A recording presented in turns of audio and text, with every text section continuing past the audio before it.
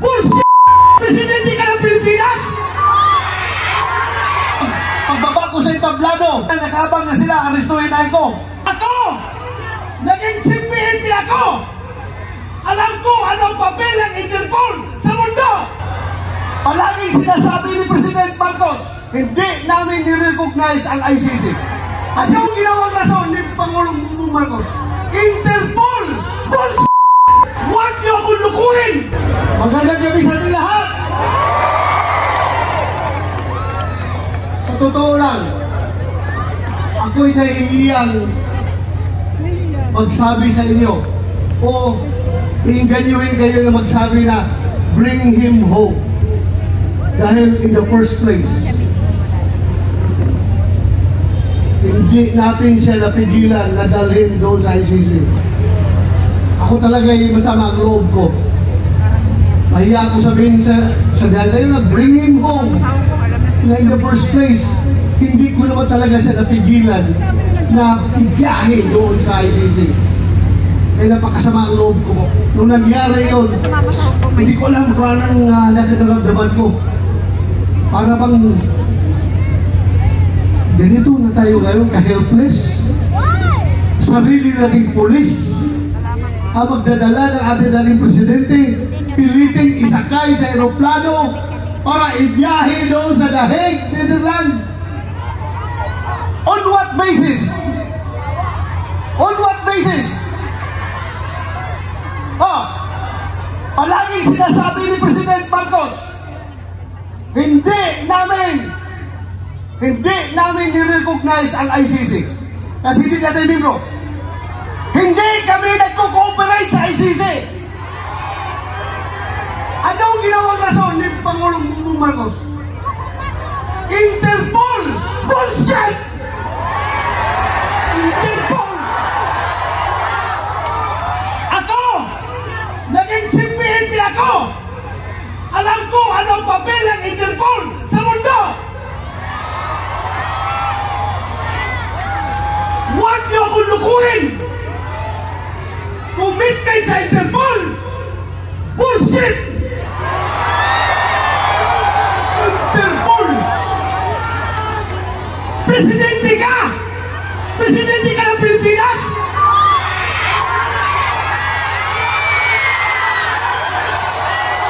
Presidente ka ng Pilipinas!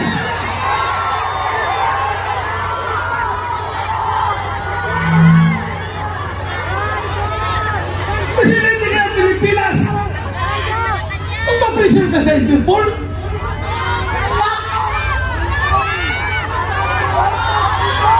Alam mo malabas? Gigil, mas atat na atat sila kaysa Interpol, kaysa ICC. Atat na atat sila na ibiyahe si Pangulong Duterte. Bakit? Diba katungkulan na ating gobyerno ayon sa ating konstitusyon to protect, to serve and protect the Filipino people. Sino servisyohan niya? Yung mga dayuhan, hindi ang Filipino people. Kasi ang Filipino people, yung pinadala niya doon sa The Hague. Alam nyo, habang kinakarga siya sa aeroplano, nag-struggle sila doon.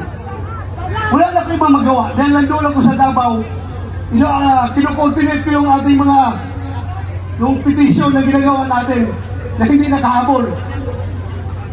Hindi ako sumama sa Hong Kong dahil sa gabi na yon, alas 3 sa madaling araw dapat ang biyahe ko papunta Hong Kong. Pero mayroong nag-leak sa akin ng information. Hindi pa rin tulog ang Diyos. Nagsabi na, sabihan mo sila na may warrant na si President Duterte at si Bato. Uhulihin sila pagbalik na dito galing sa Hong Kong. So tinawagan ko si Bimbo Vigilnia. Sabi ko, sir, mayroon ng warrant. Hindi na ko hapon dyan. Asikasuhin ko na lang yung petition natin dito. Petition for certiorari and prohibition. kinordinate ko yung ating mga abogado, senator yun. Pero nung kinarga na siya, wala na ako, ano bang gagawin ko? Alam nung nagawa ko? Naghanap ako ng tao na kakilala yung piloto ng eroplano. Pinasabihan ko yung piloto, sabihan mo, pag gawin na yan, ibiyahin na si Pangulong Duterte. He will go down in history as the pilot na naghatid sa pinakamabait, pinakamahal na Pangulo doon sa dahil. Sabi ko, merong nagkukomunikate sa ating dalawa. Sabihan mo, pagdalahin niya si Pangulong Duterte doon, mananagot siya sa taong bayan. Mananagot siya.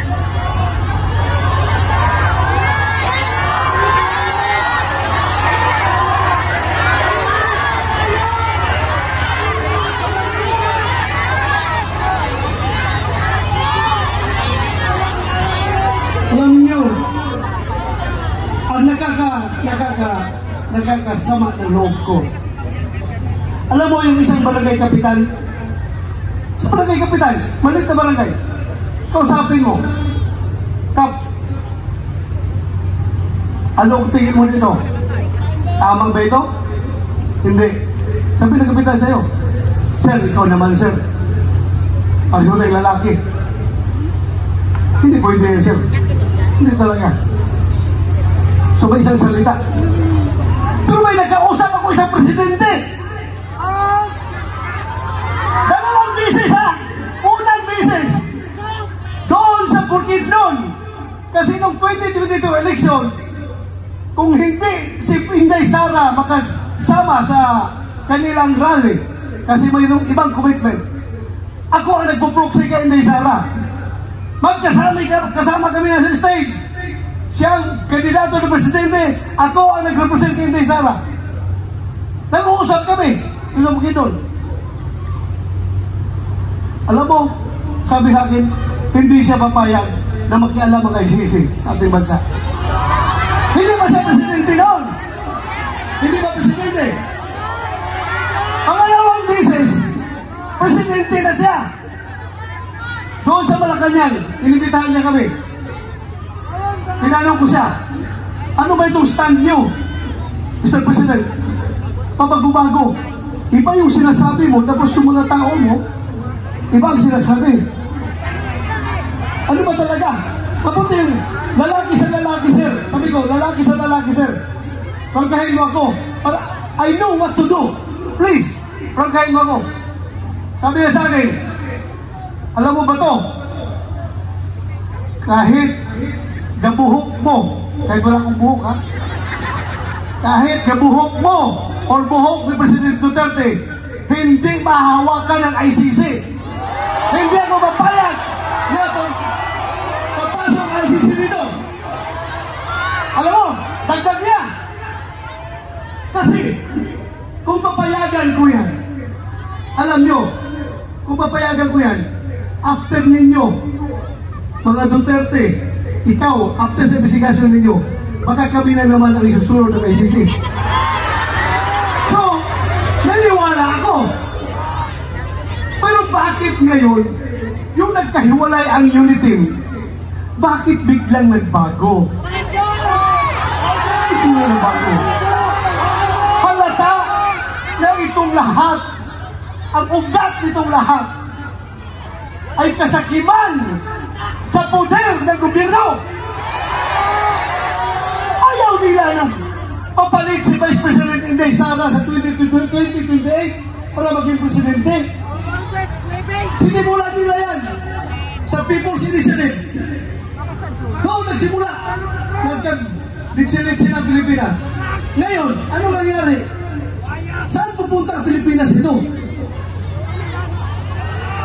Wala. Not very much divided. Mabuti sana kung ang division ay 50-50. Ako, hindi ako statistician, pero alam ko, ang division ay nasa 80-20. 80 tayo, 20 lang sila! Pero, yung 20 na yan, 80, kahit tayo majority, tahimik lang ang mga tao dahil nagtitimpi lang ang mga tao. Nagtitimpi lang mga tao. Anywhere I go, Luzon, Visayas, Mindanao, pagsabi ng tao sa akin, Sir, sabihan mo yung kasama mo sa Team Suka. Sige lang, sir, tiis lang kayo. Basta kami, sir, alam namin what to do. Alam namin, sir. Basta kami, makita na lang natin sa baluta kapag kami bumoto. Magugulat na lang kayo kung anong magiging resulta. Ako naman naniniwala dahil hindi man ako nag-iusap sa kanila. Hindi ako nag-iusap sa kanila. Sila kusang loob na lumapit sa akin.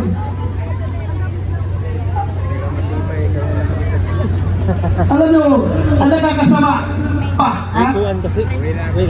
Ako, kilala ko at nakasama ko si Pangulong Duterte almost 40 years. 39 years, more than 39 years, magpo 40 years na kami magkakilala.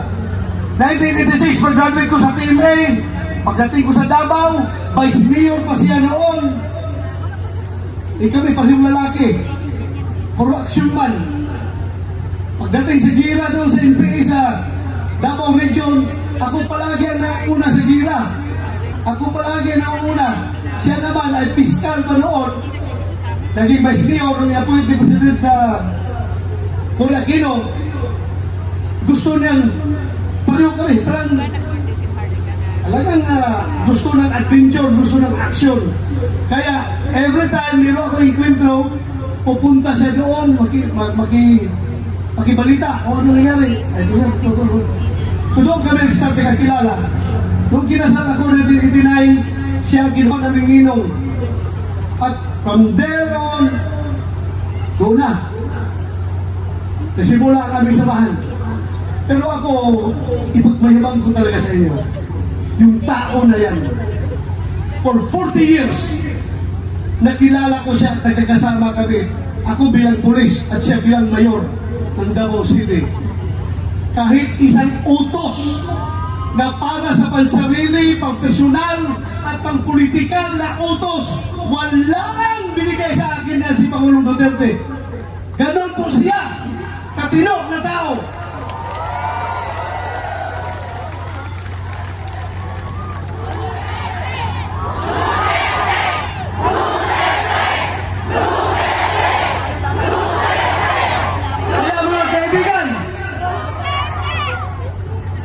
Pagdating ng araw, ako ayaw ko sana kayo isama sa problema ko.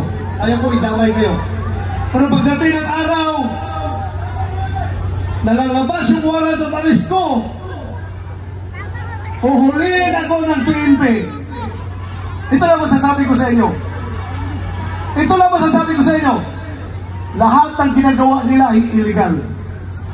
Kasi yung warrant of arrest na kanilang sineserve sa atin, hindi yan nagagaling sa competent authority. Hindi yan nagagaling sa local natin. Hindi yan i-recognize natin dahil hindi tayo under sa kanila. Kaya dapat magkakaisa tayo. Hindi ko kayo dinadamay ha, pero pinapaalam ko lang sa inyo. Any time of the day, baka ngayon, pagbaba ko sa entablado, nandiyan na, nakabang na sila, arestuhin na ako. Bahala kayo, sige.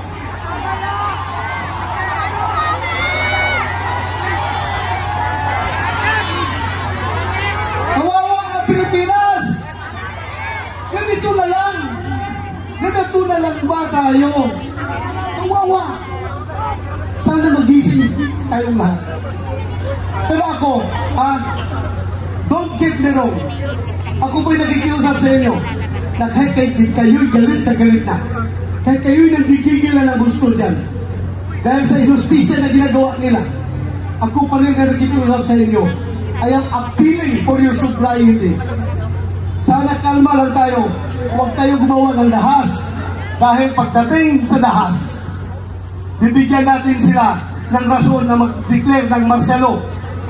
Diba? Huwag niyong gawin yan. Huwag niyong gawin. Huwag kayong gumawa ng dahas. Huwag natin sila bigyan ng rason para magdeklara ng martial law. Kailangan tayong lahat ay kalma lamang. Pero, sulit, nagkaisa at gustong-gusto na ibalik si Pangulong Duterte dito. Bring him home! Bring him home! Maraming salamat! Magandang gabi sa ating lahat! At huwag niyong kalimutan, hindi lang sa sigaw natin na bring him home, kundi individually. Pagdasal tayo sa buong may kapal na sana yung sitwasyon ni Pangulong Duterte noon ay kayang-kaya niyang malusutan yun at sana magtatagumpay siya sa kanyang laban. Yun lang, maraming salamat at magandang gabi sa ating lahat. Thank you! Mga kababayan, Senator Ronald Bato de la Rosa! Muli bigyan natin ng malakas na palakpak si Senator Bato. Yan naman yung pinakamalakas. At sa pagpapatuloy po ng ating prayer rally, sa dalangin po natin para